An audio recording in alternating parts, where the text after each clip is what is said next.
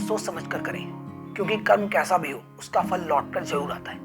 आइए आपको एक कहानी सुनाता हूँ। एक सेठ जी थे, बहुत अच्छा उनका व्यापार चल रहा था और सेठ जी भी भगवान में और दान पुण्य में बहुत विश्वास रखते थे। वो जब भी उन्हें समय मिलता था कभी दान दक्षिणा करते रहते थे, मंदिरों के लिए बनवाना, गरीबों की सहायता करना, भोजन व्यवस्था कराना उनके लिए, इस तरीके के काम वो करते रहते थे। एक बार अचानक हुआ ये कि उनको व्यापार में बहुत घाटा हुआ तो उनको बहुत गुस्सा आया कि भाई जो उनके मैनेजर वगैरह हैं वो क्या काम ढंग से नहीं देखते हैं, जिस वजह से उनको घाटा झेलना पड़ा। उन्होंने अपने मैनेजर को बुलाया और मैनेजर को उन्होंने खूब खरी खोटी सुनाई, बहुत गुस्सा किया। अब उनके इस गुस्से से मैनेजर को बहुत गुस्सा लगा कि भाई मैं इनके लिए इतना मेहनत से काम करता हूँ, सब कुछ करता हूँ, अगर एक बार व्यापार में घाटा लगा तो उन्होंने मेरे को डांट दिया। अब वो अपना गुस्सा किस पे निकाले, तो बाकी जो स्टाफ था उन्होंने स्टाफ को लाइन से खड़ा किया और सबको सुनाया कि ये तुम्हारी गलती है, तुम्हारी वजह से हुआ, ऐसे हुआ। पूरा स्टाफ गुस्सा हो गया, मगर अब स्टाफ तो गुस्सा नहीं निकाल सकता मैनेजर पे, मैनेजर को तो कुछ कह नहीं सकता। तो जब स्टाफ शाम के टाइम जब वापस जाने लगा तो जो गेट पे गेट कीपर बैठा रहता है, जो भी जाए उसको कुछ ना कुछ बोल के चला जाए, अपना गुस्सा उस पर निकाले। गेट सही से बंद करो, तुमको खोलना नहीं आता गेट, तुम्हें दिखाई नहीं देता कोई आ रहा है कि नहीं आ रहा है, क्या कर रहे हो तुम। उन्होंने उसको बुरी तरह से लताड़ दिया। गेट कीपर को समझ में नहीं आया कि भाई मेरी क्या गलती है, ये मुझे क्यों डांट रहे हैं।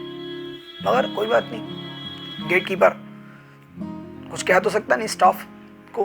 गेट कीपर अपने घर गया, मगर वो गया तो घर तक पहुंचते पहुंचते उसका गुस्सा बना रहा। घर पहुंचते अपनी बीवी को डांटना शुरू कर दिया, बिना किसी वजह बीवी को डांटना शुरू कर दिया। कुछ चीज़ों में कमियां निकालना शुरू कर दिया कि भाई तुम ये सही से नहीं करते हो, खाना सही से नहीं बनाते हो, या छोटी चीज़ होती है घर की, उन्हीं के ऊपर उसको गुस्सा करना शुरू कर दिया। बीवी को समझ में नहीं आया कि भाई अच्छा खासा हस्बैंड बाहर से आया और आके मुझ पर गुस्सा करना शुरू कर दिया, पता नहीं क्या हुआ। अब उसका गुस्सा हस्बैंड को कुछ नहीं कह सकती थी, उसका गुस्सा निकल गया उसके बच्चे पर। बच्चा बैठ के टीवी देख रहा था, गेम खेल रहा था, पकड़ा और पीटना शुरू, ताड़ मार दिया, 2-3 पीट दिया। क्या करता रहता है पूरा दिन, टीवी देखता रहता है, गेम खेलता रहता है, पढ़ाई लिखाई नहीं करनी है, ये नहीं है वो नहीं है। बच्चा कुछ नहीं कर रहा था, उस वक्त शांत था।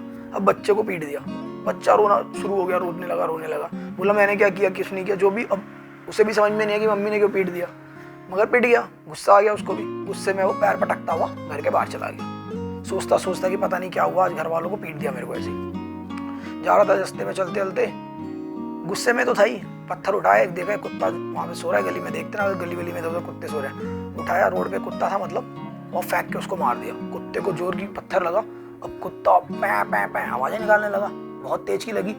कुत्ते को भी समझ में नहीं आया कि भाई आराम से सोया पड़ा हूँ रोड पे, किसने मेरे को क्यों मार दिया, क्या हुआ मुझे जाना। वो भागता चला गया, मगर गुस्से में वो भाव करता हुआ, पै करता हुआ, शोर मचाता हुआ भागने लगा।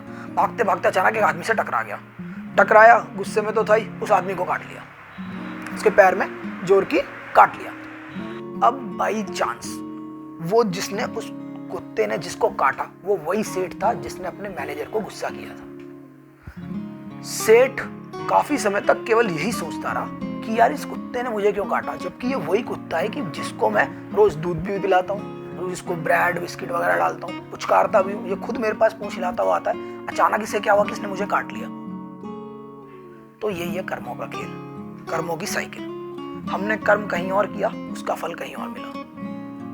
ठीक है, उम्मीद करता हूं आपको कहानी समझ आई होगी। तो मेरे आपसे कुछ प्रश्न है, क्या आपको लगता है कि आपके जीवन में भी कुछ इस तरह की घटनाएं, अप्रिय घटनाएं हो जाती हैं ऐसे समय पे जब आपने कुछ किया ही नहीं होता है? जैसे कि कभी घर वालों से मार पड़ गई बिना बात के, जबकि आपने कुछ किया ही नहीं है, शायद उनका कोई और गुस्सा था।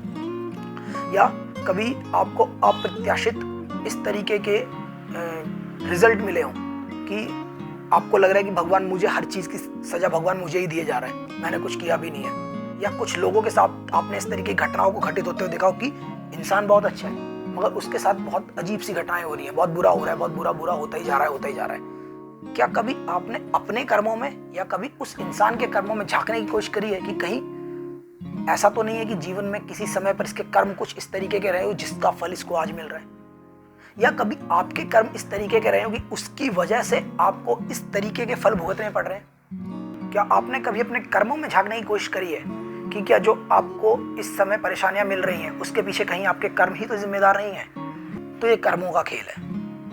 उम्मीद करता हूं आपको समझ में आया होगा और आप मेरे प्रश्नों को समझ पाएंगे और उसके उत्तर अच्छे से देंगे। प्रश्न मेरे, जवाब आपके।